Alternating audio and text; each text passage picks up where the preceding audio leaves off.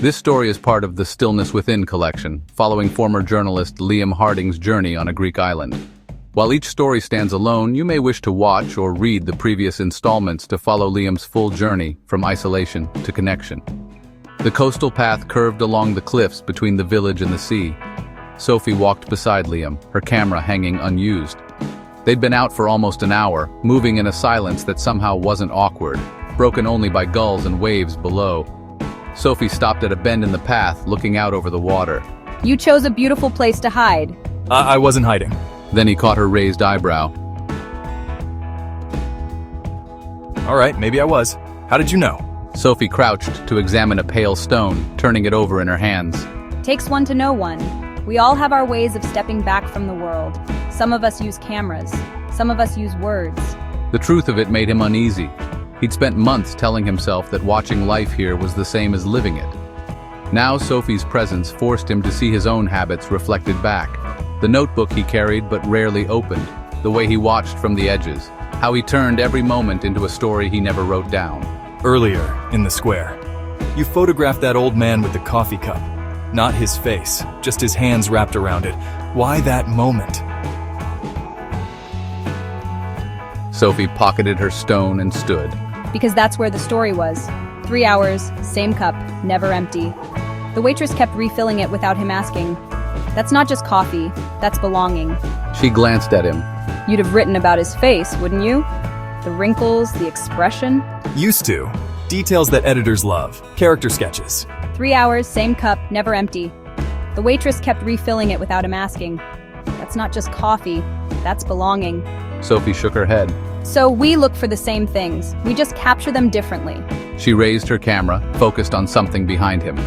The shutter clicked. You'd write about how the village is framed between those rocks, wouldn't you? The white walls and red roofs like a postcard. I just shot the shadow of a clothesline cutting across it all. Same story, how people really live here, just told differently. Liam turned to look.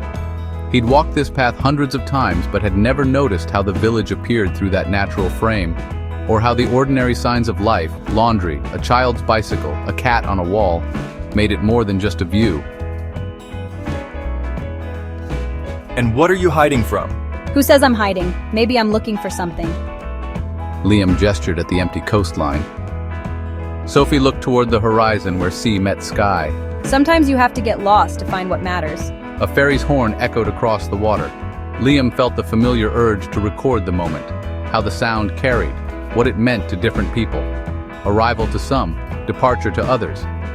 His hand twitched toward his notebook. You're doing it now, in your head, turning this into words. Professional habit. No, hiding habit. If you're busy turning life into stories, you don't have to worry about living it. She lifted her camera but didn't shoot. Same thing I do. Perfect composition, perfect moment. Always looking through the lens instead of just looking. If you're busy turning life into stories, you don't have to worry about living it. Her words hit home. The manuscript in his desk drawer, the unanswered emails from his editor, the stories he'd stopped telling, all of it exposed. Why are you really here, Sophie? She was quiet for a moment, fingers tracing her camera strap. I'm documenting disappearing traditions in island communities. At least that's what I tell people. It sounds better than, I'm running away from my life and calling it art. Her honesty made him smile. About as well as hiding on an island and calling it finding peace. We're all running from something, aren't we? They reached a cove where the path dipped toward the water. Local kids had arranged stones in patterns on the narrow beach. Sophie raised her camera, but shot the spaces between the patterns instead of the designs. The spaces matter more than the stones sometimes, like the silences between words. Sometimes, he said. I think the silences become habits too. They do, Sophie agreed, until something breaks them. She pointed to 2 fishing boats heading out, their wakes crossing. Instead of photographing it, she lowered her camera and watched.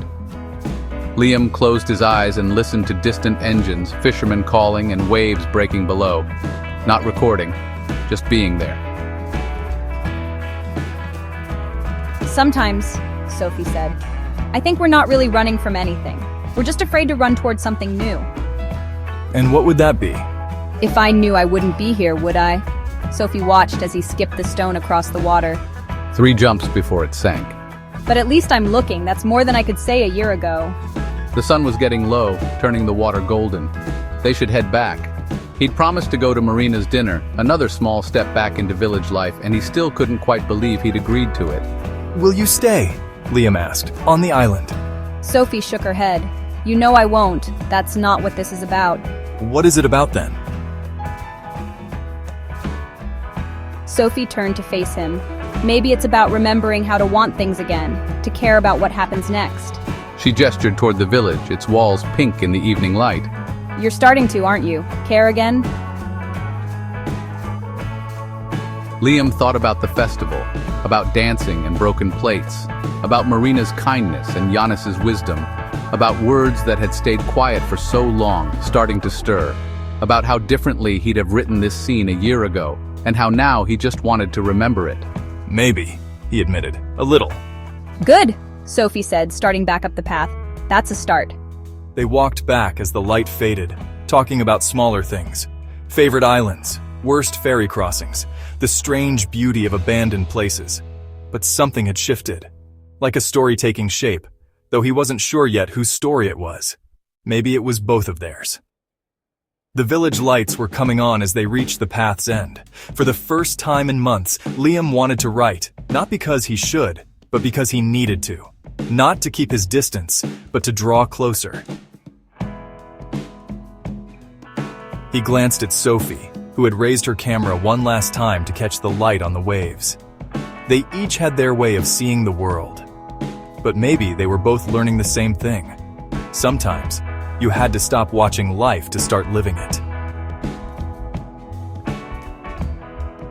Unspoken Questions is the fourth story in the Stillness Within collection. As Liam's journey continues, he discovers that sometimes the most important stories are the ones we're afraid to tell.